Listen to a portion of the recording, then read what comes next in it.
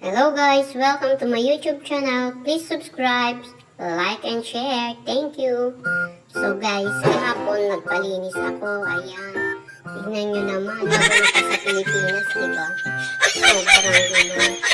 Kaya hindi ko rin maumpisahan kung paano paglilinis dyan. Kaya nagtawag na ako ng rescue.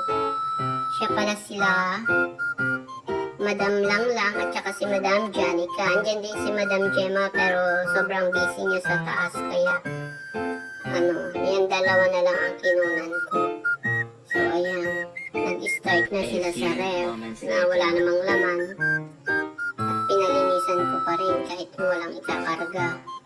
At baka sakali pala rin makargahan na. So ayan nga.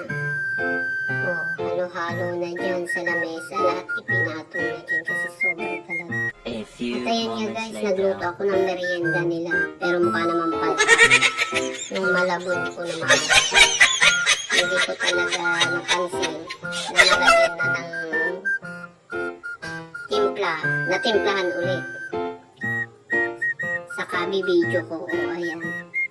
So, nagkalimutan na. At ayan nga.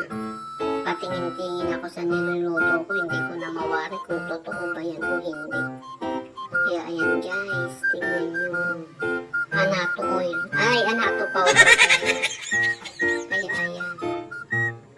Ang nangyari ganyan. O, may pasunog-sunog pa. So, ayan guys. Ayan si Ate Gemma. O, so bumaba na si Ate Gemma. May bisita pa siya. Kaya ayan guys. Naglilinis na rin siya sa sala. Partial pa lang yan. Hindi pa niya ano yung pinakamahirap na part. O, habang naglilinis, nagmamarites pa yan, diba? So, ayan si Ate Gemma. O, yan. O, talagang parehas ko rin. Ako lang sa night kaya yan. So, ayan naman si Janica. O, nandito niya siya sa sala at tinuloy yung gawain ni Ate Gemma. Gawa nang hindi na makadaugaga si Ate Gemma dito. Pero ayan si Madam Langlang, o nakalimutan. Ayan na ang kusina. Tapos na niyang linisan ang